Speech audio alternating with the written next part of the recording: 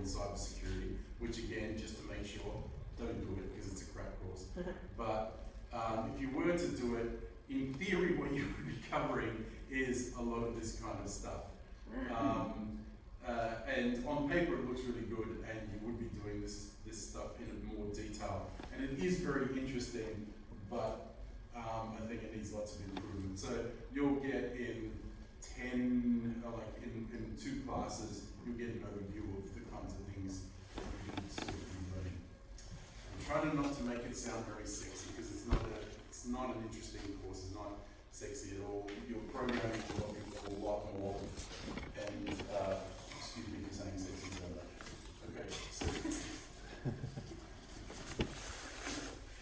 Anyway, so what's the idea with cybersecurity? So when you're thinking about hackers, when you're thinking about attackers, you're thinking about troublemakers with the network, what is it that they're trying to do? They're trying to get into your network. They're trying to get information, like we looked at last week. They want information, they want access. A lot of the time, they might just want to get in to test their strength, to test their abilities. Other times, they want to get in to prove to other hackers that they're so cool and they know what they're doing. Sometimes they just want to test out an attack to see how well they're doing. Other times they're doing attacks to show the employer that there's vulnerability. So this is the penetration testing side of it. And so what they're going to do is they're going to do reconnaissance. They're going to find out stuff about your company, and then once they find out stuff about your company, they're going to start doing other types of reconnaissance where they're trying to determine what kind of hardware you've got, what kind of software you've got, what versions of software you've got, how your firewalls are configured, and how all that stuff works. And they'll do that using mainly software methods, but perhaps other methods. And then what they're going to do, once they know everything about you, so they've got a picture of what your network is set up like, then they'll go looking and researching vulnerabilities. So that's the thing, reconnaissance is really important. Sometimes a substantial part of you working out how to penetrate a company will be doing the research and the reconnaissance and gathering information.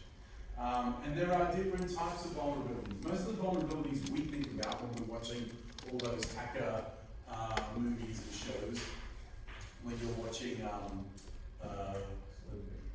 Swordfish. Swordfish is total fantasy. I don't think anything in Swordfish is remotely real. What's Swordfish? Is it good though? It's good. Okay. Yeah. It's the John Travolta, Hugh Jackman movie with the hacking and the. Oh yeah, okay. And he's got to crack a 256-bit Diffie-Hellman encryption in 60 seconds. So Diffie-Hellman is used for key exchange. There's no encryption. I mean, there is encryption, but it's encrypting the key. You're not going to be able to do that in 60 seconds. Diffie-Hellman is hundreds of thousands of years. Yeah. Kind of. And you're not going to be, come on. Oh my gosh, you must have been so annoying Yeah, to watch Swordfish with. No, it's a good movie. Oh. It's a good movie, but you have to, it's like watching The Bourne Identity. You have to go, okay, that's not how it is, but I'm going to pretend it is how it is. It's like watching Fast and Furious when you're mechanical. Yeah, okay. That's How many years does that car have? Yeah, it's a bit like that. And my wife hates watching those things because I go, it doesn't work like that. Can you just, you're ruining it. So Graham, do you feel like that when you watch The Crown? The Crown? Yeah. What's that? Are you serious? The Crown. It's about your country.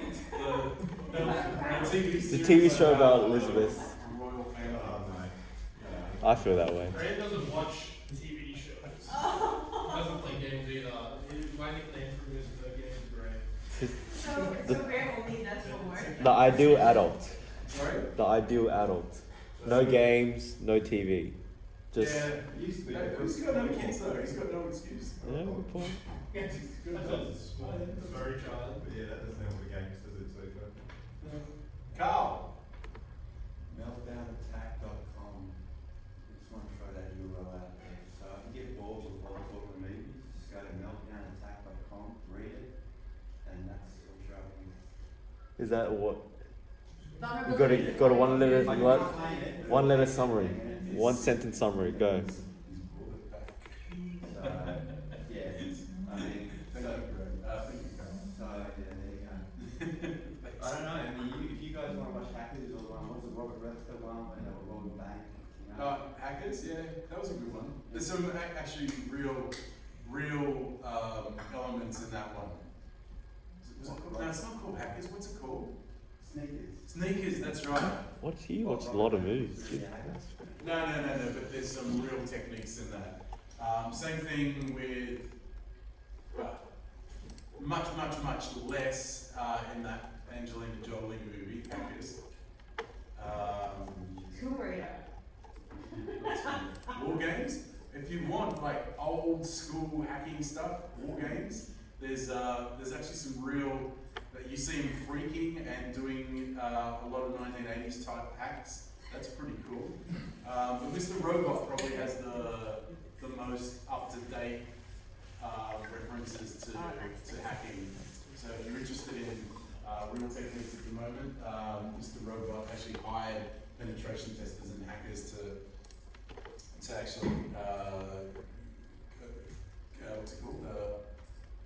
Overview the film. So every screen in Mr. Robot has been reviewed by programmers and hackers, and it's all legit. So everything on there, even the things he's typing, would be part of an attack. That's why they sort of show it to you and then you move away really quickly. Very cool. And some of the techniques they use, like salting. Does anyone watch Mr. Robot? Is that cartoon? It's a great show. It's sorry. Is it what? I said, isn't it a cartoon? No. It's a really good film. A good series, sorry.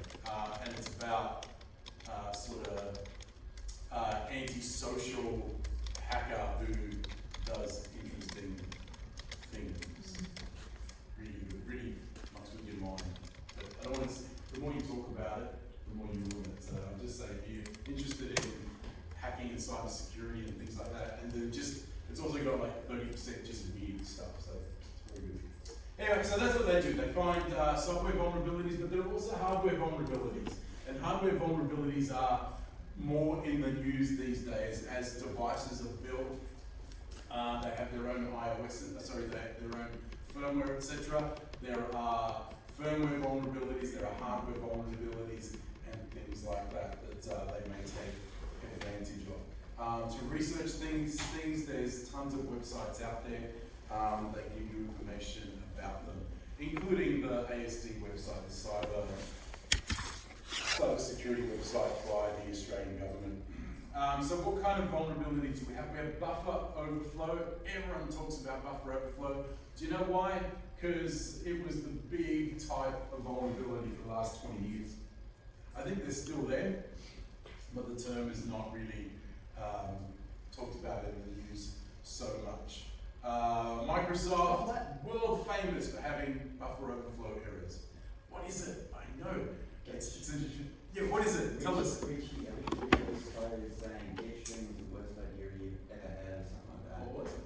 So like when C came out, they made GetString, and GetString has no end to the buffer, so it just gets a string, any string, right? Yeah. It's like the most insecure function ever created. Yeah.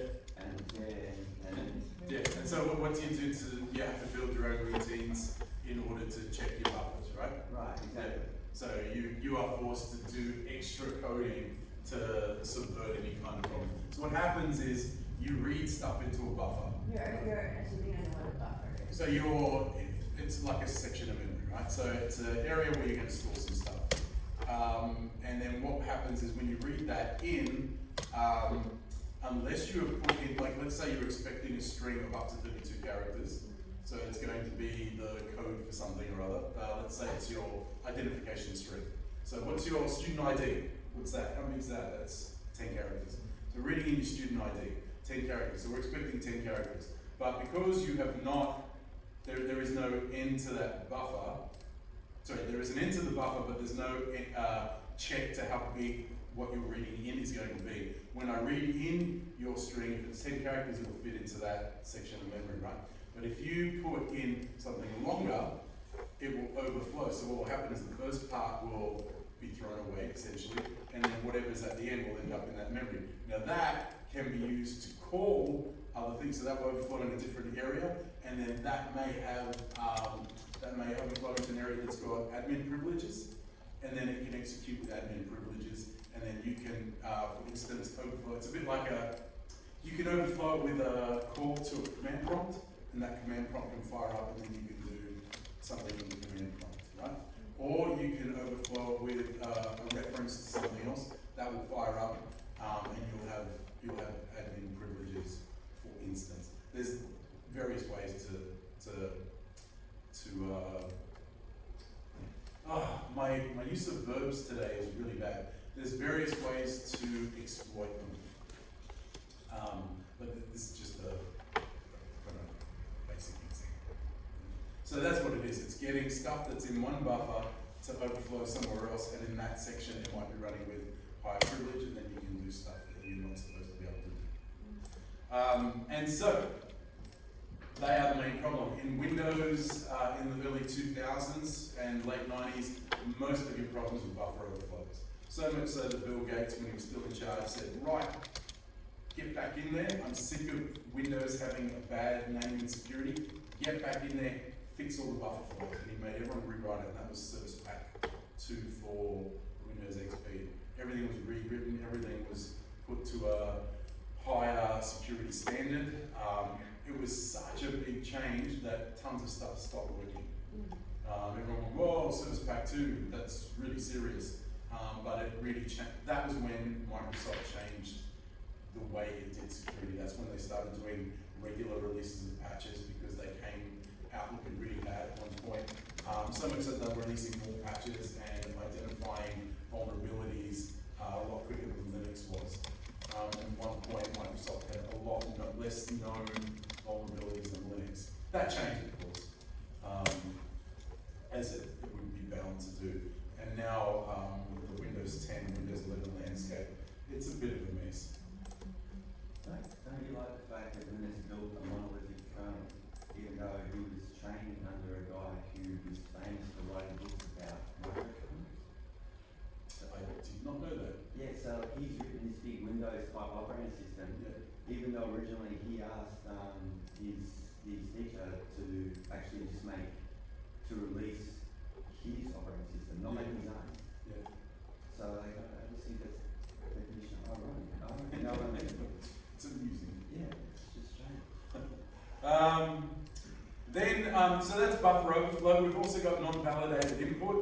So that's where you allow people to put stuff into the field of your web page or your software without actually validating what's coming in. You guys should be averting that even now. It's, we all understand what that is, yes? Yeah. Race conditions, where you're relying on the input, where you're relying on the output of one thing to happen before another thing happens, and if they happen out of order, things crash. Weakness in security practices.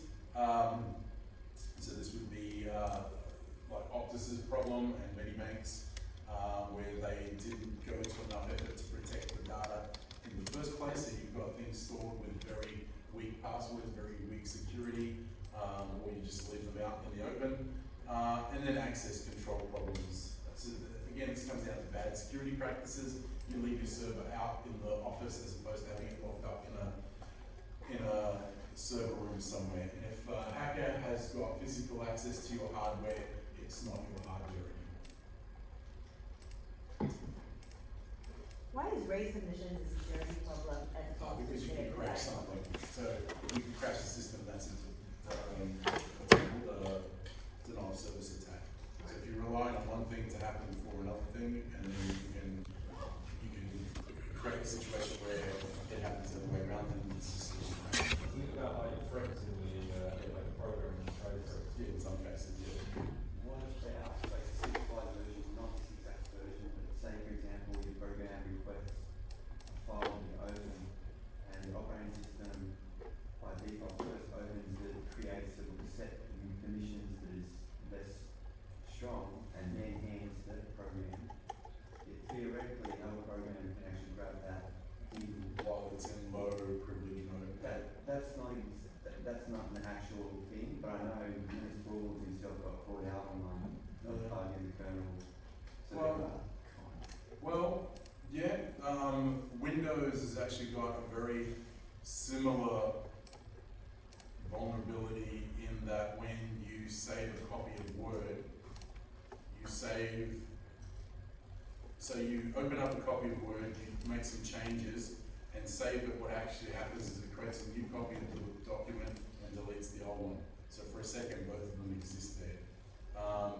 And then with encryption, it's actually got to write the file to the.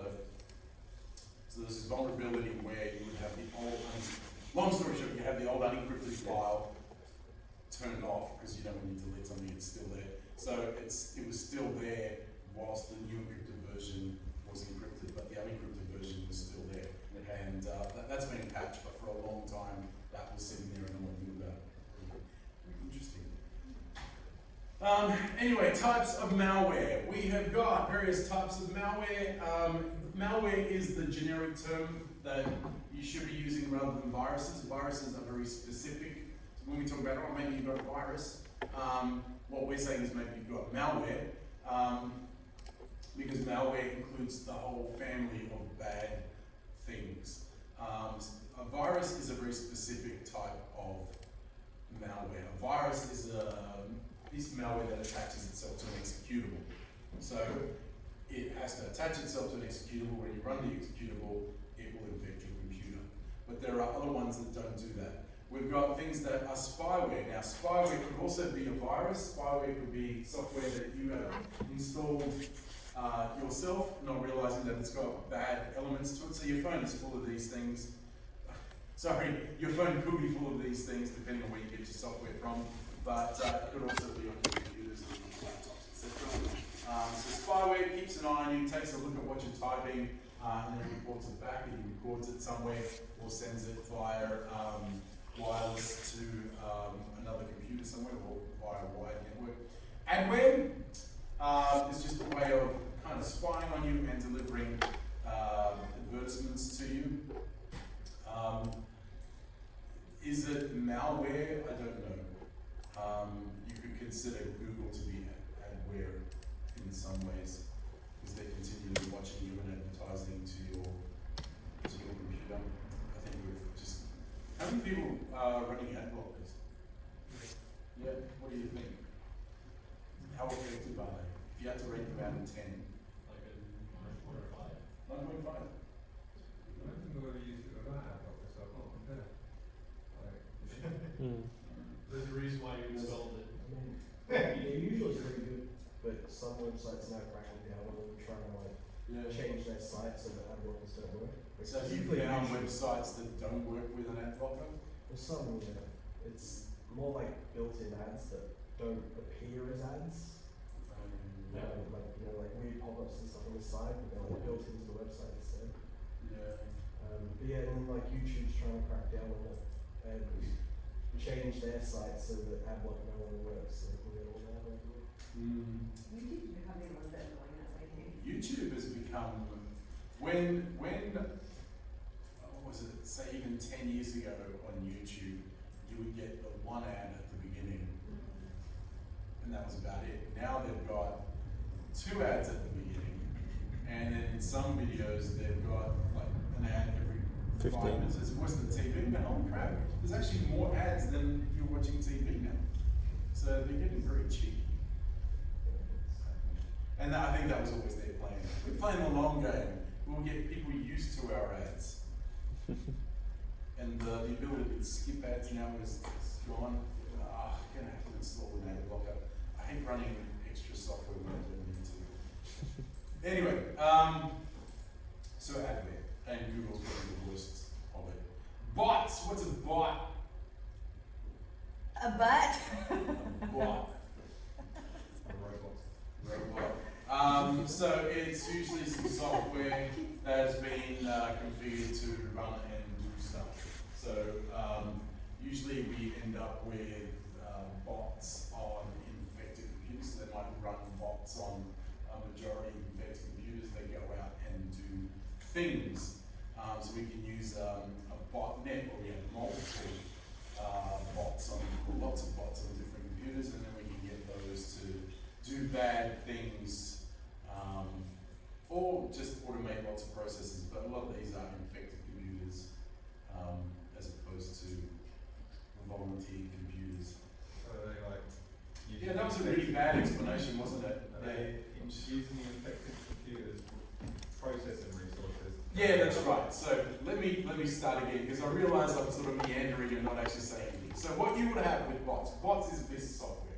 But what you can have in the bot, so I'm doing it again. So you got a bot, which is a piece of software that does something. Now the bot could be a remote access tool that allows people to connect to your computer and get your computer to do something.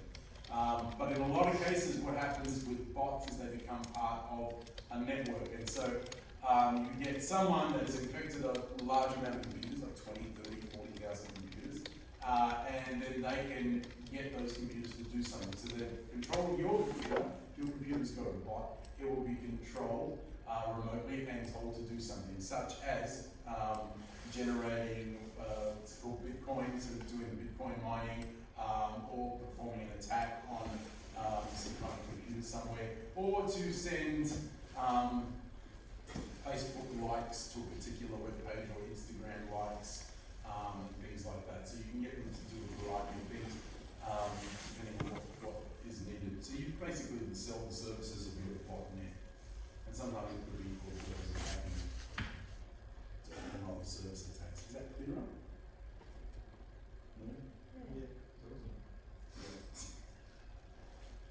So yeah, they reckon that 1 in 5 computers has probably got some kind of remote access tool vulnerability in it. So 1 in 5 have got some kind of malware on it that allows it to be remote controlled. I think that's really optimistic. I think it's much less, but How would you work out if your computer has?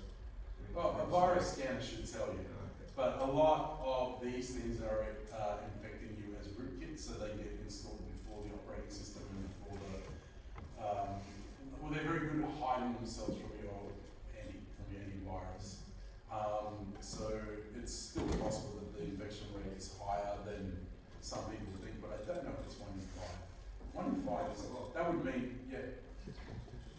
If you ever get sent a book called The Cuckoo's Nest by someone who stole, he was a network administrator. I think he was back in 1970s or something, and it became a famous story because some guys in Germany were dealing drugs. Anyways, so he went to the extent that he ended up, his way of catching them was to put a machine in between and monitor all the traffic, and basically, because he was a network administrator for, I think it's Australia or something, something like that. Like, this is back when, getting access to the main was a big deal. So he actually had to go to physically find out where the traffic was. So you could possibly, I've always wondered about getting an Arduino there and just hooking up the wires and actually writing the TCP stack myself so that I know exactly what's going in and out. I think I know this story. Yeah, it's like a This is the one where he spotted an anomaly somewhere. This is the one where he said something minor, that's a bit unusual. And I can't remember what the unusual bit was. And because of that unusual thing, he ended up doing more investigating, and then he built,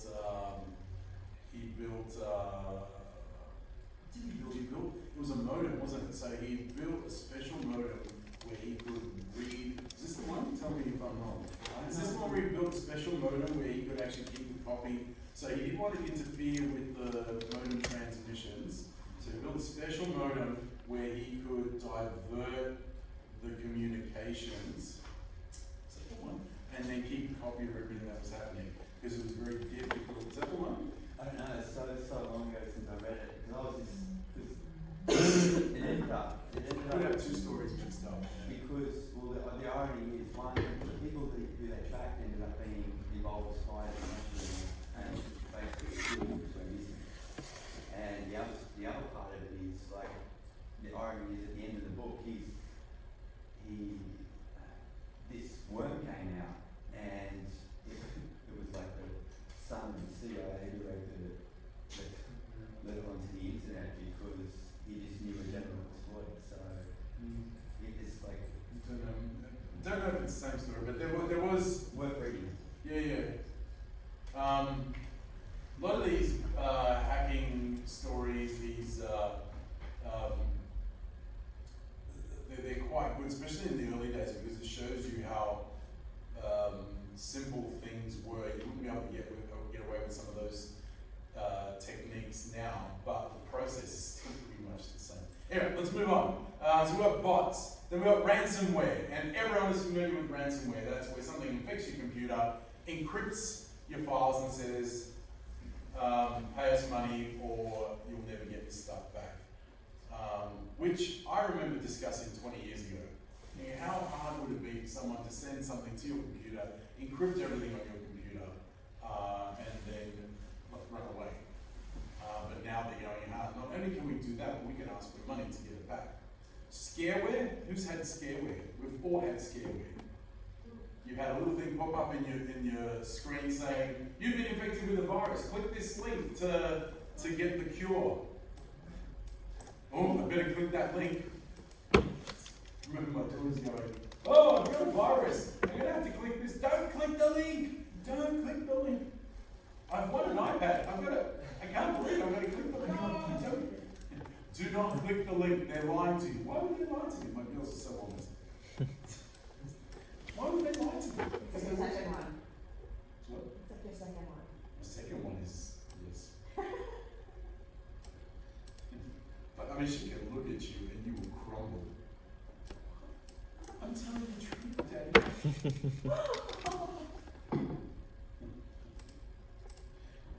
I have to show you with big brown eyes. Why? And then when you don't believe it, she gets angry at you. Why do you think I'm lying? Anyway, rootkits. What was the first rootkit? Does anyone remember what the first rootkit was? What is when is in trouble? Sony! Good old Sony wrote the first rootkit was detected. And so they got in trouble for their rootkit, which actually prevented you running any burnt CDs on any burnt music CDs on your computer. So they released all their music CDs for a period had this rootkit that when you put it into your computer would install itself and prevent you running burnt CDs on your computer. What's a bird CD? What? Just Oh my kidding. God. Just kidding. I wouldn't have expected that question from someone.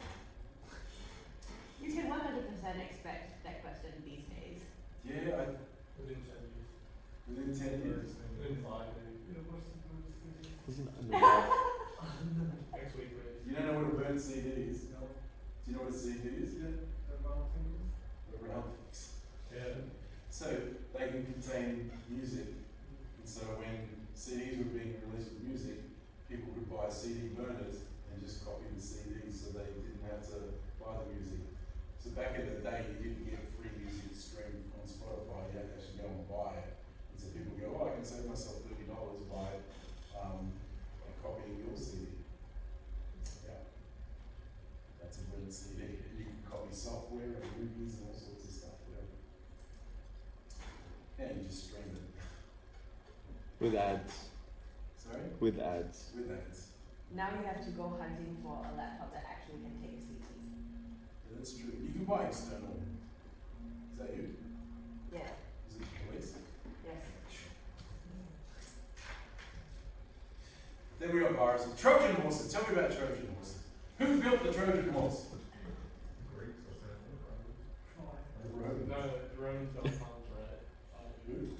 Like, Who built the Trojan horse? The Romans. No, the Greeks. It was, Babylon. Oh, It's funny, no one says, were you going to say Trojans? I thought Greek. Then it made more sense to say Romans, but it's actually made by Greeks. The The Greeks. It was the Battle of Troy. Greeks were the Romans. And that was the Greeks battling the Trojans. The Romans were still crawling around. This is pre-Roman. This is they were still wondering what was going on. So why did they build the Trojan horse? Find soldiers in it, right? So it was something good. Oh, it's a big present shaped in like a horse, but inside was something bad. So that's what a Trojan horse is. Yeah, the worst gift as well, by the way. Why did they even accept it? Like, just a giant wooden waste of space. It's a giant horse. So for insecurity. Maybe it's just the millions of depictions of it just being this boxy looking piece of shit. It wasn't like carved. It was nice, was it? no appreciation of art. It was Art, made. it's just wood. It was made from boats, The cedars of ships. Lebanon. Boats, those ships. Oh, ships, sorry. Maybe it was like a olden day Statue of Liberty or something. Yeah, it's like an olden day Statue of Liberty. It was a symbol of submission. It was a symbol of, all right, sorry about the last 20 years. Take this horse.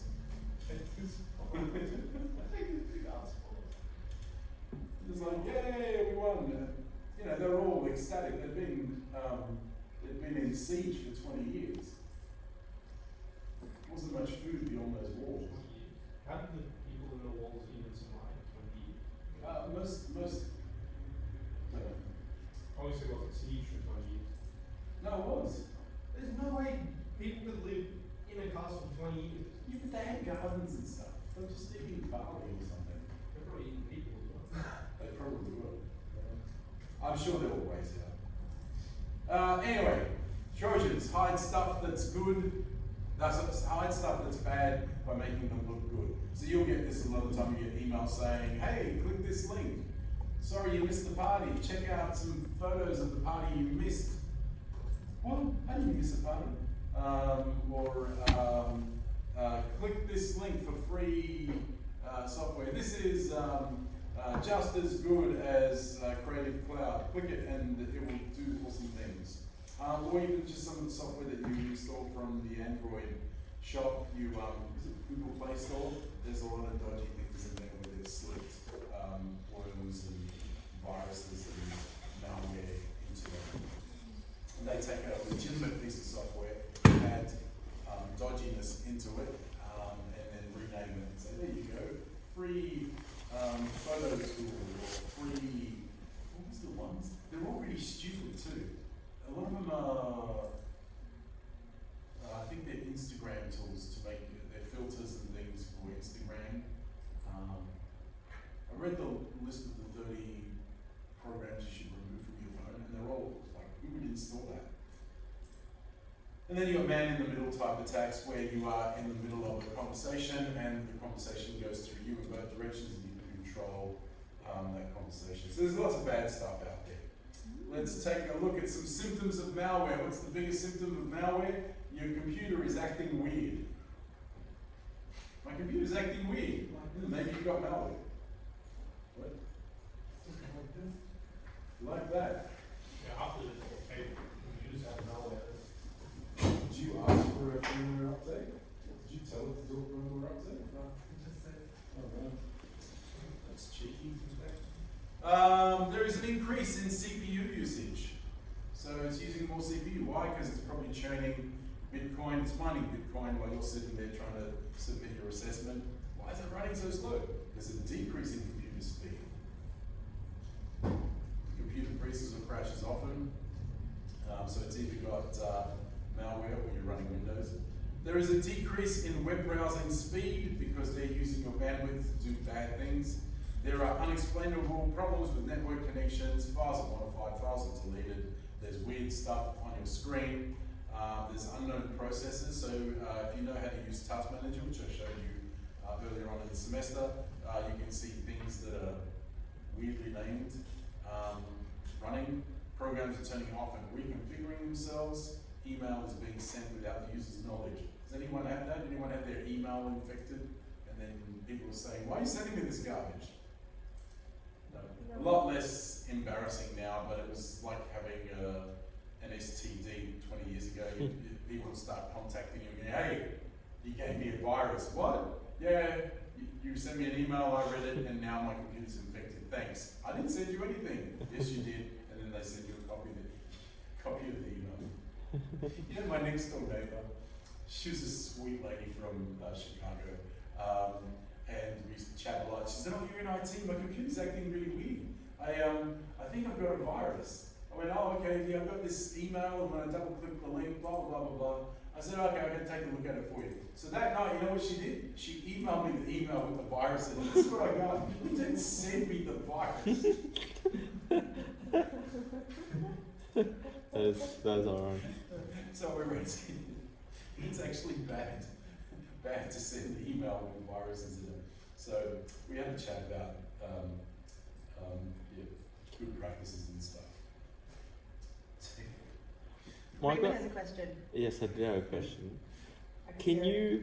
you can get viruses and malware through opening, downloading files? Yes. Can you get it from opening a web browser? Yes. Any browser?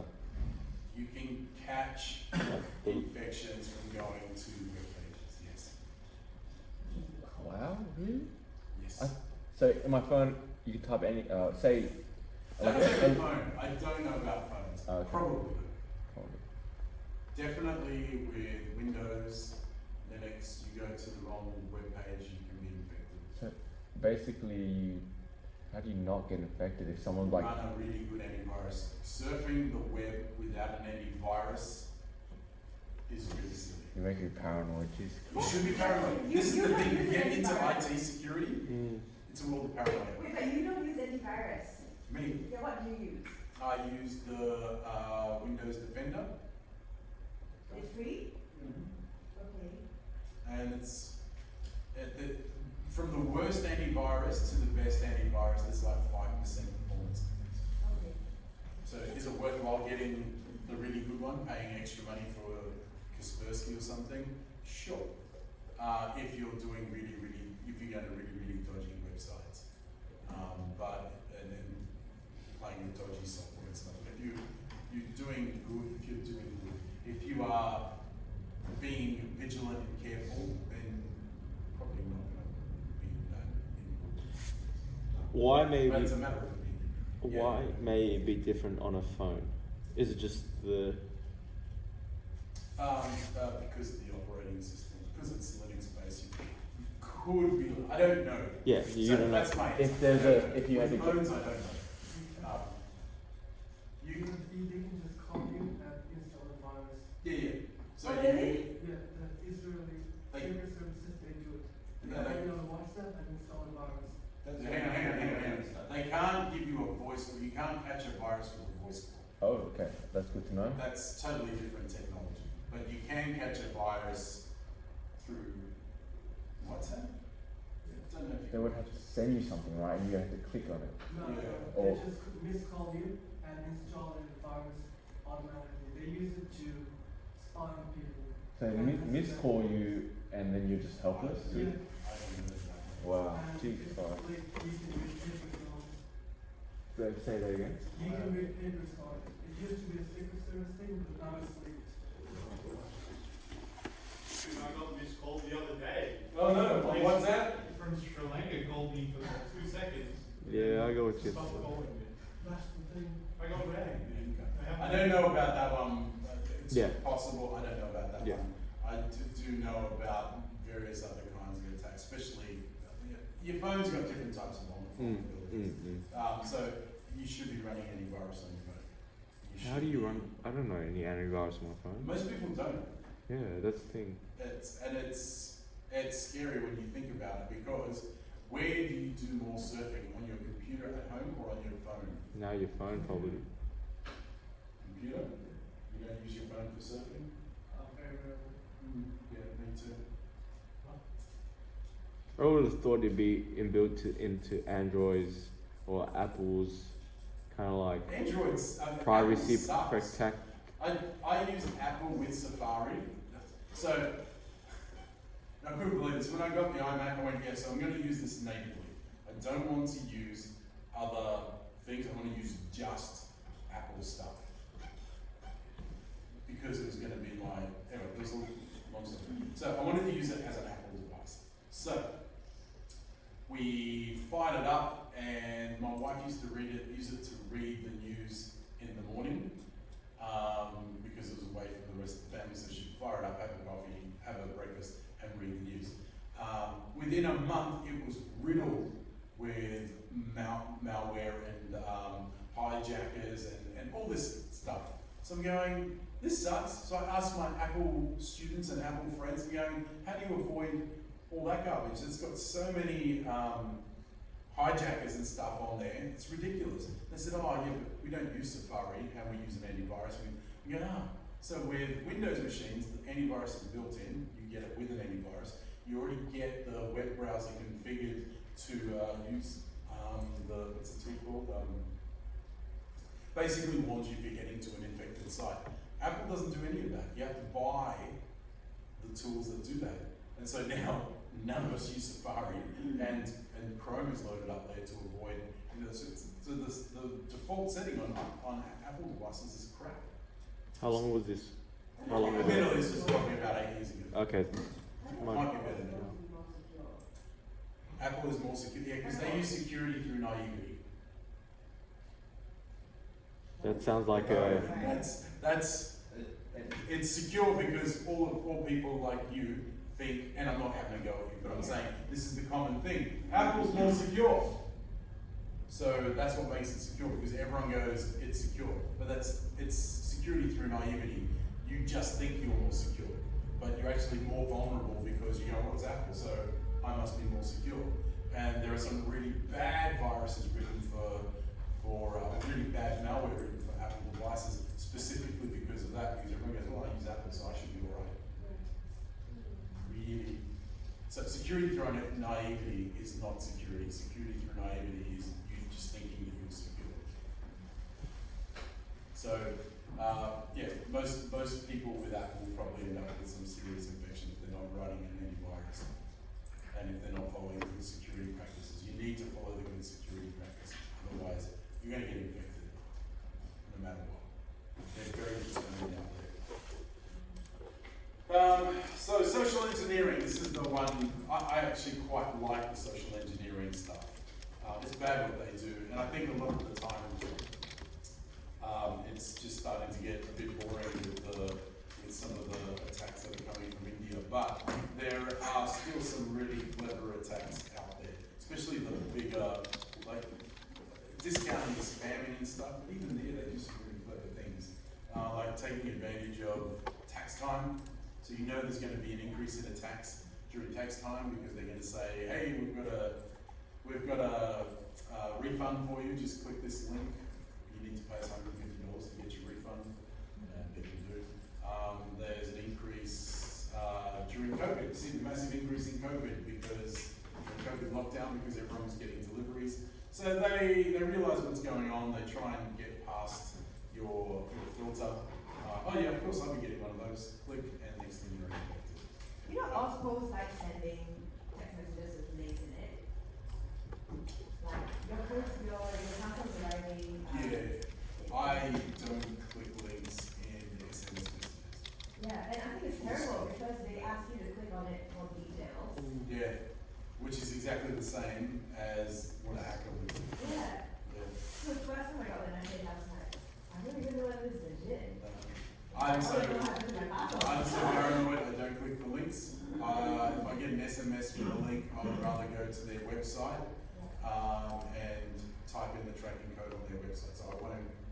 I don't know if it's coincidence though. Sometimes they send you those fake messages, and they're like obviously the like package one is like an obvious one. Like everyone just has packages on it. So it's a really good one. But I haven't had one of those for I don't know 3 months, and then I do have something coming. Yeah. Like in a couple of days, and I got a message, and I'm like, what is this scam shit? Yeah. And it's the same as the like shitty scam messages. It's not like because whatever they're sending is attached to my number. I don't know how sometimes they Yeah, it does feel like that's another just luck. The worst one I got though was a legitimate message from the NRMA saying I had a refund due because it sounded so dodgy. I read the whole message and going, that sounds, you have a refund due to COVID, blah, blah, blah, blah, blah. What's it called? Your tax, no, my brain has just rewired itself. Due to COVID, the insurance premiums were reduced, and hence you're entitled to a refund. Sounds so dodgy, right? Please click this link to enter your bank details of where you want the refund to be sent. Who would click that? No sane person would click that. And Yeah. And then a week later I got the same one. I'm going, oh, they're persistent, aren't they, those bloody hackers? Then I went, you know what, maybe it's legit. And so I went to their website and I found their number and I called them and we rang through and finally spoke to somebody and no, it's legit. Did you know your message looks exactly like a scam? Maybe they do it on purpose so no one calls them. Maybe the scam is exactly like bullshit. The scam. So that was, I found that really interesting. So this is where the big thing is now. And it's terrifying how many people just call back these numbers and just hand over their information. That is really terrifying. Anyway, social engineering. It's brilliant, but the ones where they convince companies to hand over information or stuff is quite interesting. Anyway, we've got various elements to that. Pretexting, which is where you start setting up. I think I talked about this some other time during the semester. This is where you set up the idea that you belong somewhere, so you can start hanging around the photocopier for a company. A lot harder these days, but before most offices were open, so you could just go up to the photocopier and hang around there like you belong there. And if you're seen at the photocopier regularly enough, everyone goes, because of course no one photocopies anymore. But back in the day, if you hang around the printer and the photocopier and wait for your printouts and start chatting to people, or you hang around the coffee shop that everyone goes to, so everyone goes downstairs in the big building, everyone hangs around downstairs and you start talking to people. Just by hanging around, you assume to be working for the company. You sort of dress in similar colours to everyone else, if there's company colours, without actually having the uniform. You make conversation that sounds like you work for the company. You don't actually say you work for the company, you just infer it, gather enough information, be seen, and eventually you can say, oh, you know what, I'm working for Bob Smith. Oh, Bob Smith, he's such a terrible boss, he's so tough. Yeah, I know. And I've got this report due this afternoon, but my laptop's been locked up because I typed in the wrong name too many times. Oh, now my account's locked out, my computer's locked out, what can I do? He's going to have my brains for breakfast. Oh, come on up, I'll let you use my computer. I used to work for him, he's a terrible boss. And then you come in and log in on their computer. Oh, you know, I can't get in, can you log your account in? And then while you're there, you slip in a USB, infect the computer, and there you go. So that comes from pretexting, from hanging around and making it look like you should be there. Or at least setting up a situation where people believe you are who you say you are. You can call them up and say that you are from help desk. You can make it look like you can call from help desk by using phone number spoofing. You know enough names, so you can say, oh, listen, Bob Smith, the head of ICT support has asked me to call you specifically because your computer needs an update. At the moment, your password is non-compliant, so we need to adjust that. So if you like, I can do that for you while we're on the phone. Click, click, click, click, click, just tell me this, tell me that. Okay, your password has been changed. And 80% of people will fall for that, as long as you're confident enough to do it. And that's all it takes with a lot of this stuff. These the really good social engineers, you just got to have the pointers to do it. You just got to do it. It's like the guy, I've got a friend that worked at Grace Brothers, Maya, and someone just walked up to the white goods section and said, I'm here for the fridge. And when he talked about, I'm here the fridge for the water down in the dock. Oh, okay, which one is it? Oh, it's that one over there. Walked with the trolley, put it on the trolley and walked out the front door. You just got to have the guts to do it. Yeah, I've watched the episode, It's, I love all those shows. I love the ones where, especially the more realistic it is. And this is the other trick, there's something for something, the quid pro quo. We are engineered, somehow inside our brain, we are engineered to reciprocate. So if someone does a favour for you, you do a favour for them. And you'll feel obliged to do a favour for them. So a lot of hackers will do a favour for you, like buy you a coffee, buy you a donut, give you something else. What's it called? Retail does it all the time. Come here, no obligation. You get a free coffee mug. Of course, you buy the free coffee, you get the free coffee mug, you go, oh, well, while I'm here, I'll buy some stuff. Or you go to Costco and they give you free samples. And you feel obliged, oh, you give me the free sample, which costs you 20 cents, but I'll buy $17 worth of fried corn because someone did something nice for you. So hackers take advantage of that. They're very good at knowing how we are pre-wired. This is like hacking humans, isn't it? Wi-Fi cracking. How do you crack Wi-Fi passwords? One way is social engineering, just hanging around and asking people. If you flat chat ask people, it's a funny thing, isn't it? Can I have $50? No. But I reckon you ask enough people if you can have $50, someone's going to say, yeah, sure, you can. I watched this video where this guy, he officially established a company, a corporation, Yeah. and then went to people in the street, would you like to buy one share in my corporation for £1? And he had set up like that his company would have like 1 billion shares. So if he was able to get one person to buy it for £1, Really? he'd officially be worth $1 billion. And then he got done for fraud. That's funny. Do you know about the guy that sold shares in himself? No. So he floated himself.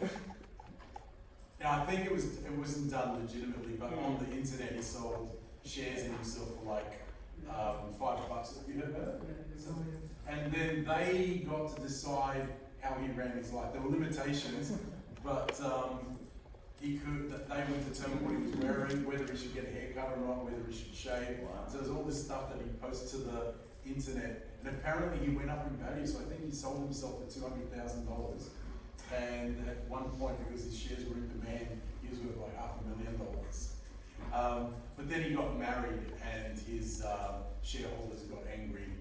You know, that should have been something that you consulted us about. That was funny. So social engineering with your Wi-Fi cracking, brute force attacks. This is the way we think of most attacks, where we just try every possible combination. And then network sniffing. There would be some element of network sniffing, which sounds weird. What's network sniffing? Anyone heard of network sniffing? Yeah, using something like Wireshark or any Net Stumbler or any of those tools. Ironically, that supposed to have a lot of Wireshark actually has a few reasons in use as well. Because it has to use Raw packets.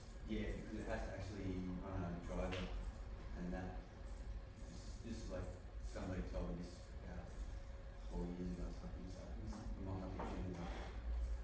Yeah, and So because of the driver it uses, yeah, goes straight into the kernel. If you're on Linux, it goes into the kernel. So a lot of guys that I used to talk to were like, nah, we're not gonna run that. but it doesn't run the packet, it just looks at it. Yeah, but it has to link into the networking, the stack in there.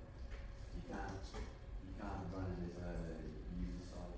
It has to be driver side or kernel side. Yeah, because it's got to run in promiscuous mode, right? So it's got to capture all the packets, but I wouldn't have thought it was executing anything that's actually running. This is a trick. I was trying to figure out how to say this, but it's a really hard concept to explain. Like you put buffer overflows, and then when Raymond was asking about like, do you have to click on a link, or do you have to do this? The problem is on CPU level, this is all just mathematics. And if you're running a string, to some degree, it's essentially just applying mathematics on that string, and how that mathematics works out Yeah, can be. I understand what you're saying. Yeah. But I don't know how to explain that. But it's not even mathematics, it's just mechanics, right? So the stuff comes in and operations are done to it. The operations are essentially mechanical. That's not The right. mathematics is mechanical. It's mathematics. Actually, well, this is the thing. Okay. It all comes down to a Turing machine, right? Like all our computers is Turing complete. Okay? It's not like Turing's complete theorem. Now, Turing's complete theorem works because if a Turing machine can't calculate something, the beauty of the Turing machine is it can create a virtual machine inside it which can calculate. So therefore, the Turing machine is the lowest specification incalculatable calculation.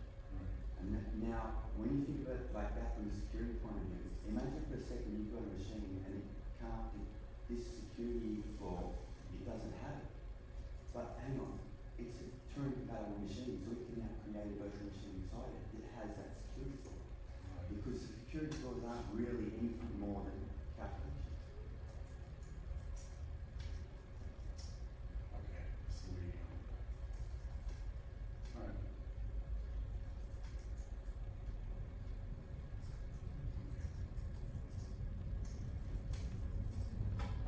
Alright, so let's move on. Password cracking, network sniffing, so we can sniff packets and from there gather information and determine passwords. Then we've got phishing and spear phishing. So phishing, we're all familiar with phishing, it happens all the time.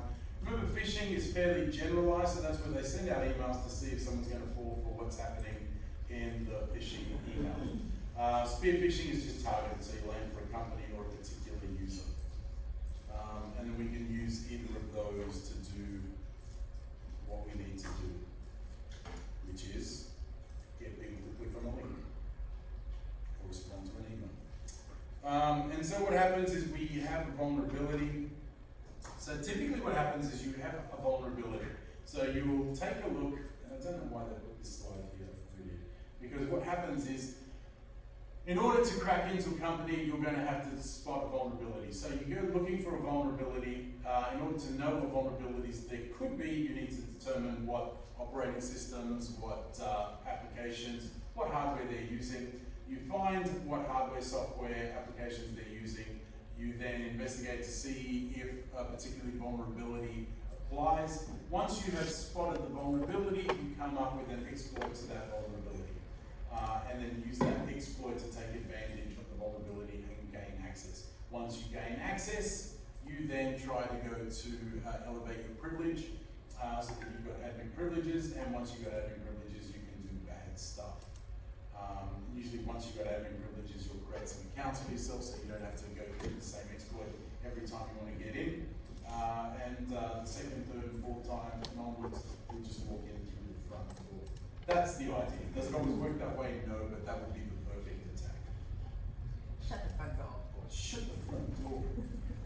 Now we've heard of denial of service attacks. Denial of service attacks are attacks where we prevent something from doing what it's supposed to do.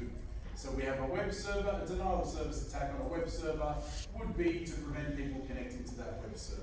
We have an online business server. The online business server is, for instance, allowing you to purchase products or sell products. If we prevent that from being able to purchase or sell products, we have created a denial of service attack. So the easiest denial of service attack to perform, theoretically, would be just to go up to the computer and turn it off. Here's our server, push the power button, it's off, denial of service.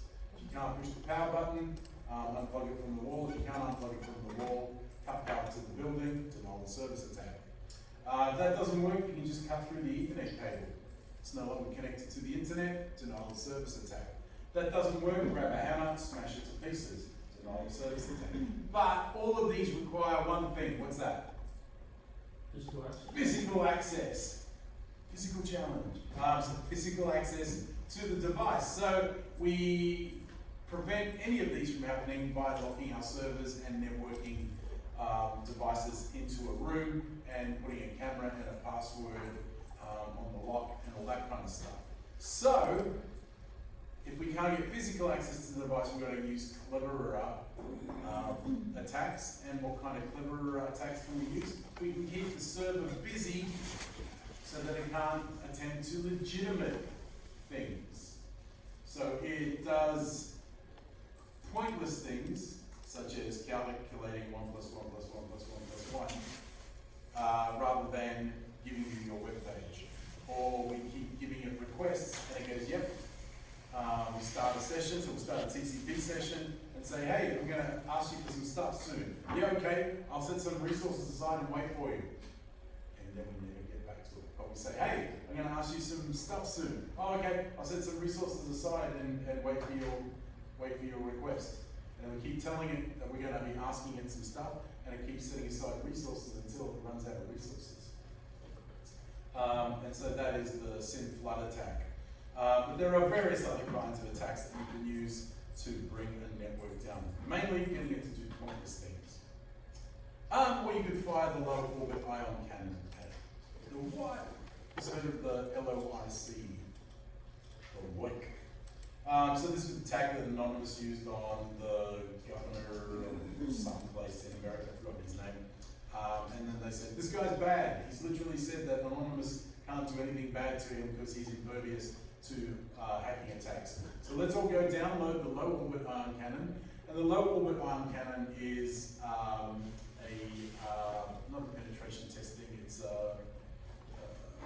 load testing tool. So you get a computer, you fire this software up, you aim it at a machine, and it will keep it busy with lots of network requests to test the how much load a machine can So it's a take. physical thing? No, it's a piece of software. How do you plug it?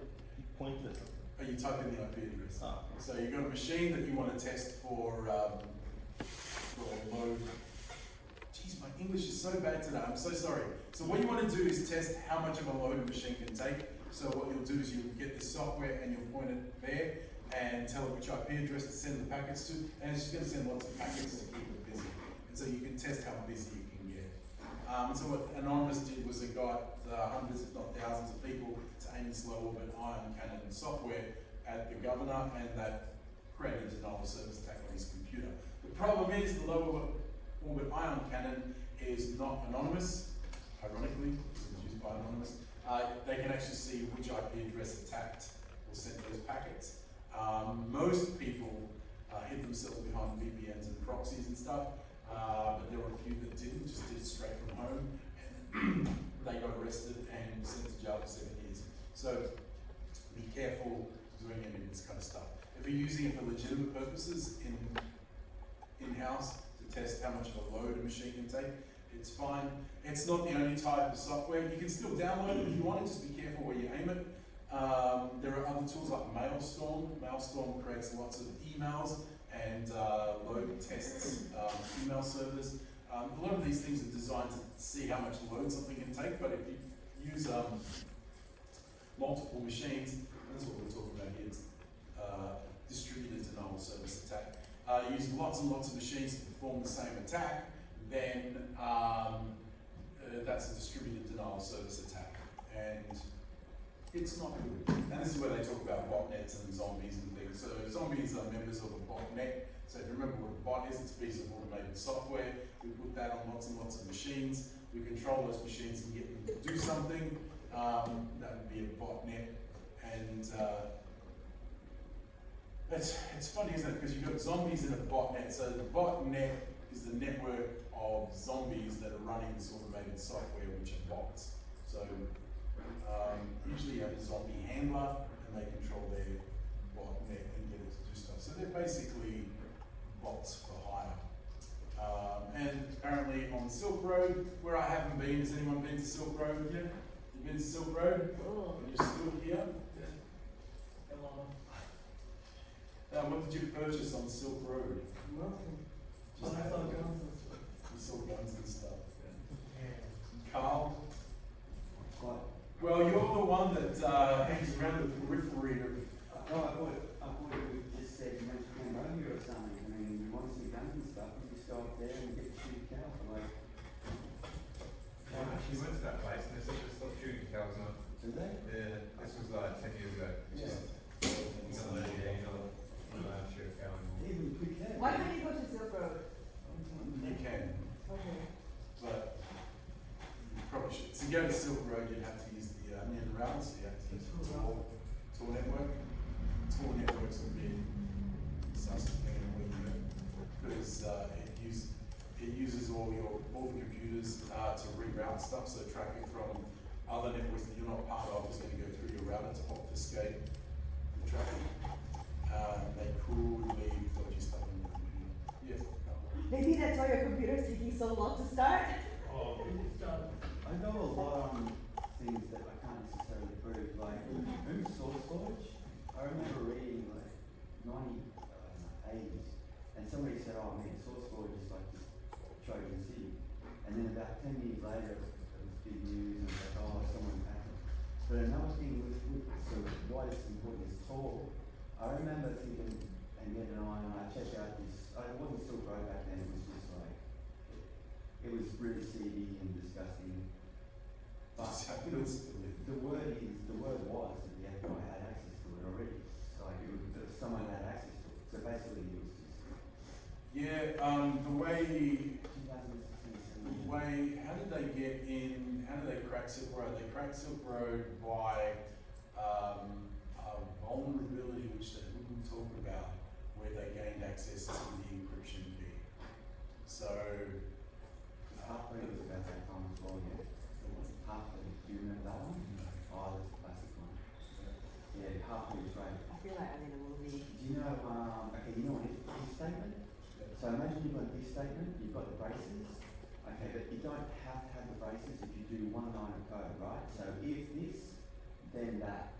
So this guy's written the code, it's got no braces, he's written the rest of the code thinking it had braces, so that it dropped on, just followed on. So in other words, the check that it was supposed to do and exit out, it didn't exit out. What happened was the buffer that, what it was is this.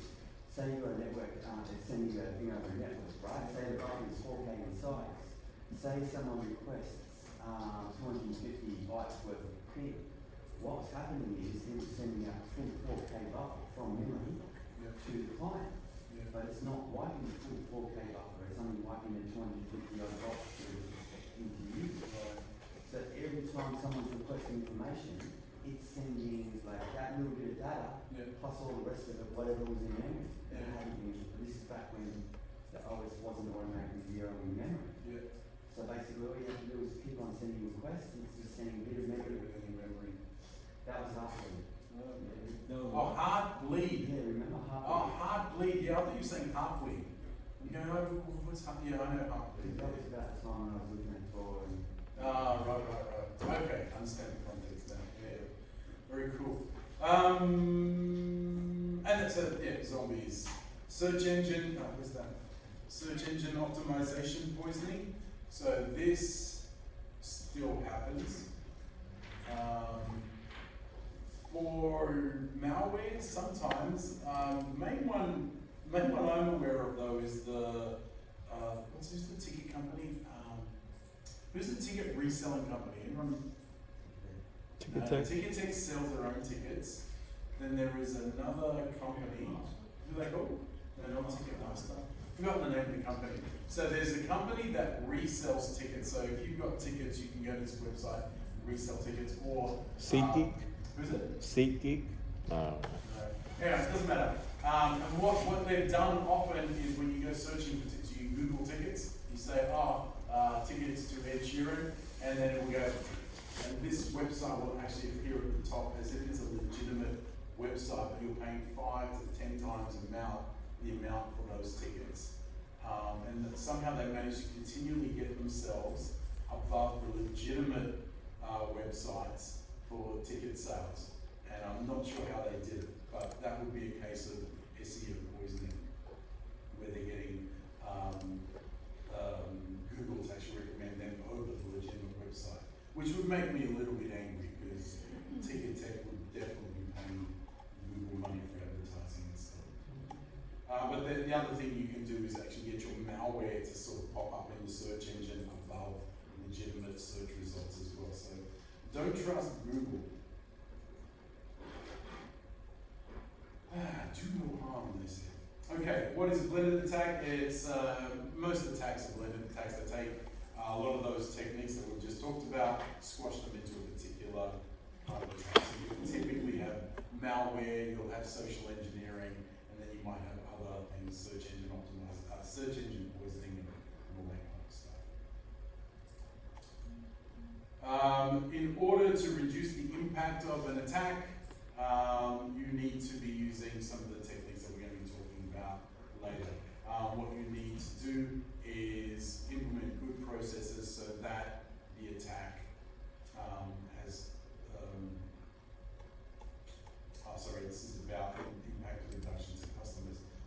company is infected, what do you do? Usually if your company is infected or some kind of breach occurs for your company, you will not be the person talking to the outside world. Usually in a company there will be a strict procedure on what to do if there's been a vulnerability. You would call in the emergency response team, security or computer emergency response team, or the security emergency response team, and they will then take over. Once you've done your part, you are obliged to just shut up. You're not allowed to talk about it. You're not allowed to go outside the company. The public relations people will do the talking, the legal people will do the talking, and the information security people will do the talking. You'll notice when Optus got hacked, only one person in the whole company was talking about the attack, and that was the actual CEO. And she did a terrible job. They probably should have hired a public relations firm, or maybe got some of the legal people involved, because yeah, she was very, very distant.